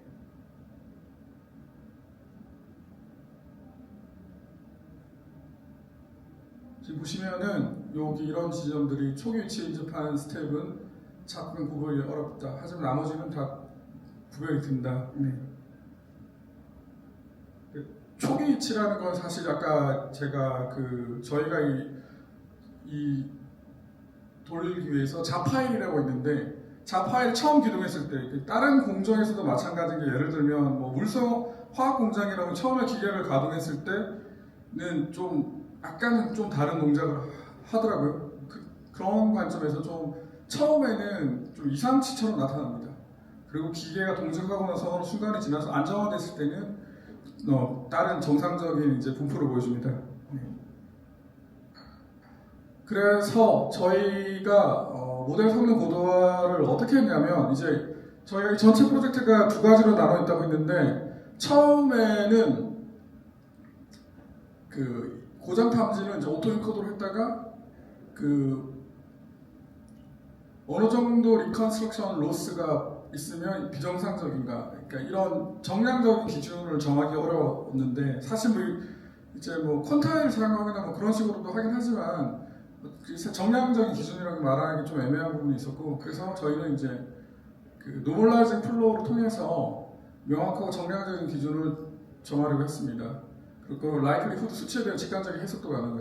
사람이 하는 거지만 그 다음에 요거는 이제 로봇 품질에 대해서는 처음에 이제 노멀라이징 플로우를 썼는데 여기에다가 이제 잡하고 스텝이라는 컨디션을 인베딩 해가지고 벡터로 줘서 이제 사용하는 컨디셔널 INN을 도입했습니다.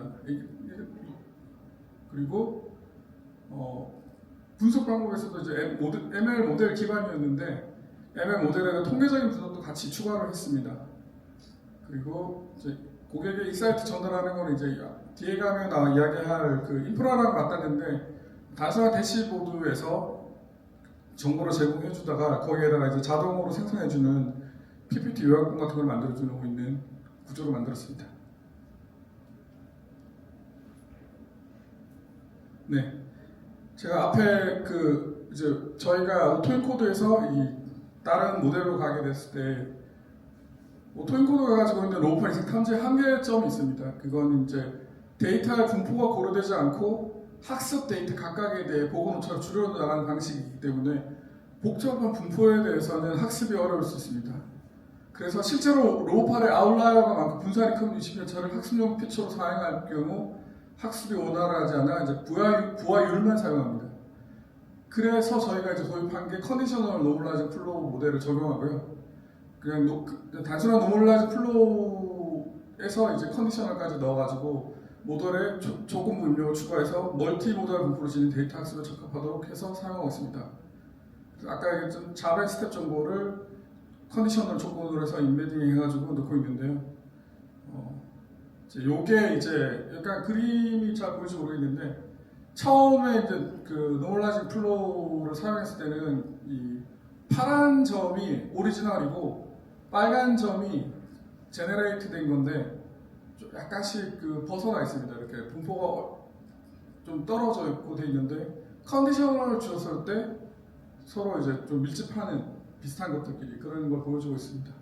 이거는 개별 잡에 대해서 이제 오리지널 잡 31이라는 의미의 잡인데요.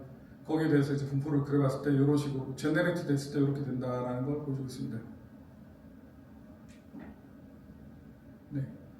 그래서 이제 이 모델을 도입했을 때 저희가 단일 로봇의 동작 불안정성을 탐지해낸 사례를 이제 이야기해드리려고 하는데 이게 앞에서 제가 서두에서 이야기했지만 제조 공장에서 이상 탐지가 문제가 뭐냐면 고장이 발생하지 않는다고 했는데 그러면 이 로봇을 실증했을 때 로봇이 아니라 이 AI를 실증했을 때 이 AI가 정말 쓸만한가라는 걸 어떻게 확인하느냐라고 하는데 이제 이 경우는 이제 실제로 저희 모델을 물론 사후적이긴 합니다.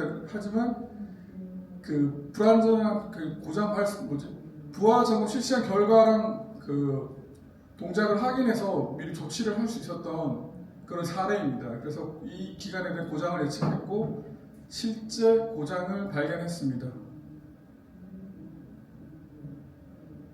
네. 대칭 로고 비교는 이 전 타임에 한번 이야기했던 부분인데 그 자동차 공장은 레프트 라이트로 그 한 컨베이어 벨트 양쪽에 동일한 로봇이 존재하는 경우들이 있습니다. 그래서 같은 일을 하는데 그 경우에 대해서 이제 왼쪽과 오른쪽의 분포가 유사해야 된다라는 전제 조건을 가지고 저희가 이제 그 대칭 로봇에 대한 동작 개선을 했고 일단 시뮬레이션 결과를 해봤을 때 이제 그 로봇마다 부하율이 15% 포인트 감소합니다. 그러니까 실제로 이제 이렇게 해보면 이게 20%인데요. 네, 그래서 이거를 이제 잡 티칭에 적용했습니다. 부하율 감소는 당연하게 이제 장비 기대 수명을 증가시키고 그를 통해서 이제 고객사의 그 비용을 절약할 수 있겠죠. 예. 네, 이렇게 이제 기존에 이게 잡수정 전에 부하율이 이만큼 올라갔는데 수치가 잘 안 보이는데 이렇게 감소했습니다. 이렇게 티칭을 수정해가지고 이렇게 감소했습니다.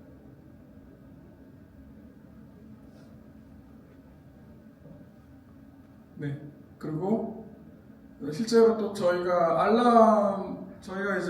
저희는 지금 배치잡으로 추론을 하는데 알람에 의해서 이제 로파를 정비한 사례이고요. 그래서 감속기가 있는데 그 감속기에 대한 이상을 징후로 예측을 했습니다.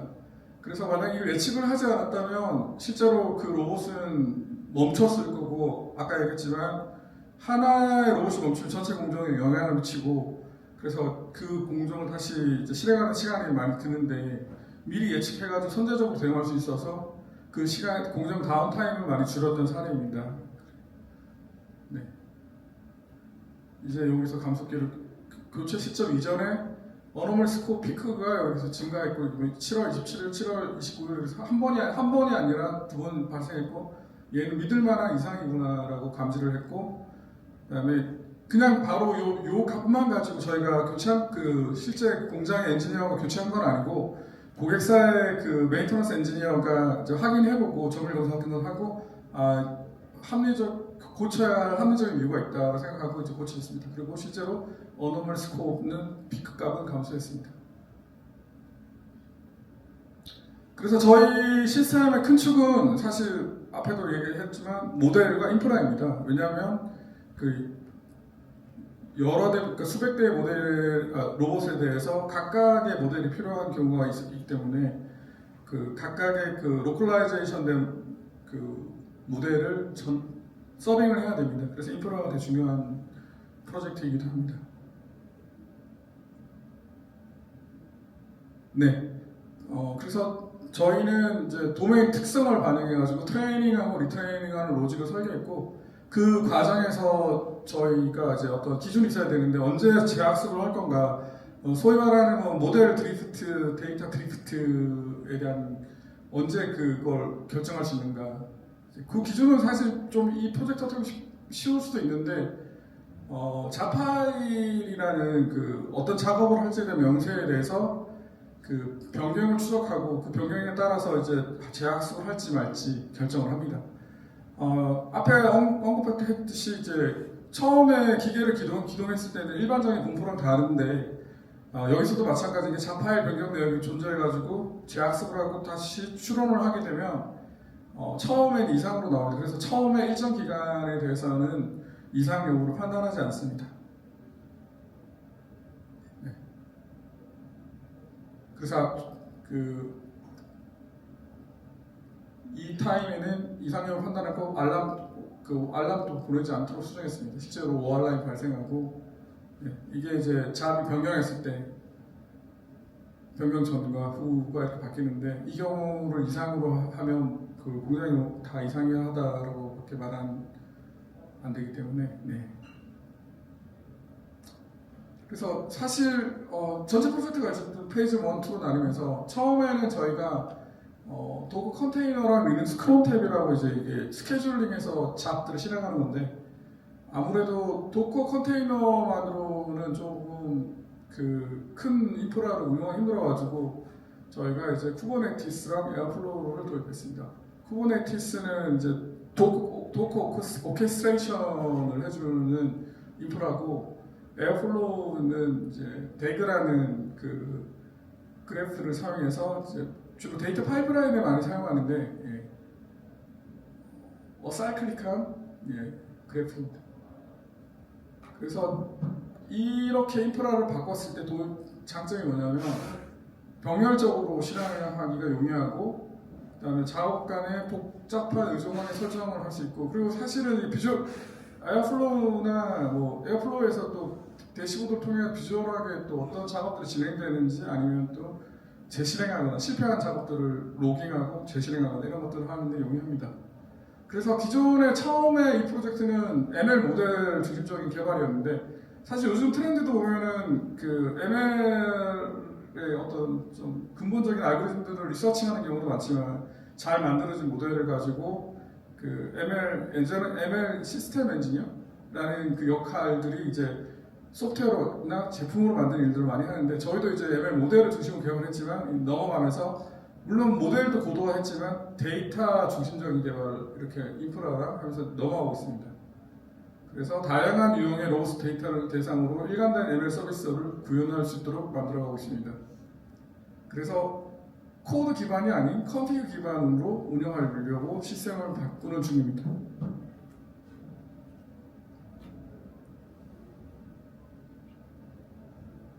네, 에어플로우 데이터 파이프라인을 통해서 다양한 공장에 뭐 저희가 지금 이 고객 같은 경우는 주로 한 가지 로봇인데, 그 로봇 외에도 다수의 그 한 회사의 로봇 외에도 이제 또 다양한 벤더들의 로봇들이 사용되고 있고, 그 여러 모델들을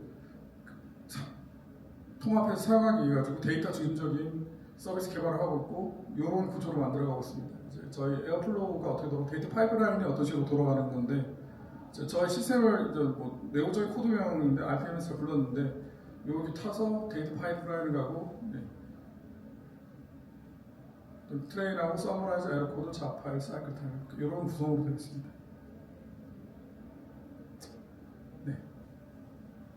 그래서 로봇파 이상 탐지 결과를 사용한 프로세스를 소개해드리면, 저희가 매주 이제 그 분석 레포트를 자동 생성해가지고 고객에게 전달해주고 있습니다. 이게 메일로도 가고, 메일 안에는 파워포인트도 가고, 또 엑셀도 가고, 여러 가지 고객과 커뮤니케이션을 통해 가지고 고객이 원하는 어떤 레포트들을 만들어서 전달해주고 있는데, 점검 대상 로봇에 대해서 분석 레포트를 이런 형태로 발행하고 있습니다. 지금 축별 이상치 점수 타임 시리즈 플롯이라고 이렇게 나오고, 그 다음에 스텝당 축별 부하율 박스 플롯이라고 이렇게 나오는데, 이 레포트 통해 가지고 이제 이상하다고 하면 실제 이제 그 메인터넌스 엔지니어가 구동구 진단 테스트를 하고 실제 문제가 있다 하면 정밀 점검이 되어야 합니다. 그리고 향후에는 이게 이 모델이 더 완벽해지고 이 프로세스가 좋아진다면 이런 거 생략되고 바로 정밀 점검과 대응으로 갈 수 있지 않을까라고 기대하기도 합니다. 저희가 이제 전달해준 대시보드 샘플 화면인데, 일단은 저희가 이거 디자인이나 이런 것들은 지금 당장은 이제 포커싱하지 않았기 때문에 간단한 이제 엔지니어 레벨에서 만든 대시보드입니다. 사이클 타임의 누적된 바플로도 이렇게 보여주고, 그 다음에 오토인코드가 만든 이상치 점수의 타임 시리즈 플롯을 이렇게 보여주고, 각 모델마다, 그 다음에 스텝별 위치 편차라는 플롯도 이렇게 만들어주고 있습니다. 그러면 이 프로젝트가 일단 저희가 이제 페이지 2까지 완료했는데 어떤 성과를 만들어냈는지 소개해드리겠습니다. 일단 첫 번째로 앞에서 언급했지만 고장 발생 가능성이 감소했습니다. 실제로 단순히 이제 말로만 그런 게 아니라 저희가 실제 현장 조사를 통해서 저희가 고장이라고 한 로봇들이 실제로 이상이 발생했는가 확인을 했을 때 실제 발생했었고, 그 다음에 그 고장 이용을 낮추기 위한 조치를 할 수 있게 저희가 만들었습니다. 그 다음에 축 부하율의 20%로 감소시켜가지고 15%포인트를 감소시킨 거죠. 그래서 장비 기대 수명을 증가시키고, 이로써 이를 통해 고객사의 그 낭비를 막아줄 수 있었습니다. 그 다음에 공정 다운타임을 감소했고, 이 부분은 이상지구 예측부터 공정 다운타임을 저희가 감소를 기대는 하는데 실질적으로 요거를 그 얼마큼 다운타임이 감소했다라고 아직은 말하기 어려운 게, 실제로 중요한 그 중대한 이상이 발생을 해야 되고, 또 이걸 측정하려면 리얼타임으로 저희가 확인하는 게 필요한데, 현재는 그런 이상도 발생 잘 하지 않고, 그 다음에 리얼타임 측정이 되지 않기 때문에 얼마큼 했다는 저희가 정확히 말을 할 수 없지만 기대하고 있습니다. 그래서 저희가 앞으로 어떤 이제 넥스트로 뭘 할 거냐를 소개해 드리겠습니다. 일단 그 한정된 모델 위주로 지금 좀 저희 고객사가 가지고 있는 모델 로봇들을 위주로 개발이 되었는데, 다음 페이지에서는 저희가 그 다양한 로봇들을 지원하려고 합니다. 그래서 로봇 일반화를 위한 앱스트랙트 레이어 내지는 어답션 레이어를 만들려고 하고 있고요. 그 다음에 로봇 동작에 대한, 저희는 일단 최적화 프로젝트는 아니고, 하지만 저희가 분석하거나 하는 데이터, 그 인사이트 도출하는 과정에서 어떤 최적화에 대한 힌트 정도는 제시할 수 있을 것 같아가지고 로봇 동작에 대한 최적화 힌트를 제시하는 것을 계획 중입니다. 그리고 에러 발생률 일단 제로라고 했는데 제로를 타겟팅하고 있고, 그다음에 이 실제 장애 발생 전에 모든 에러 종류의 에러를 탐지해서 선제적으로 대응하려고 하는 계획을 하고 있습니다. 이 에러 종류라는 건 이제 시간별로 다양한 에러들이 있고, 네. 그래서 저희 현재 서빙은 어떤 배치 서빙입니다.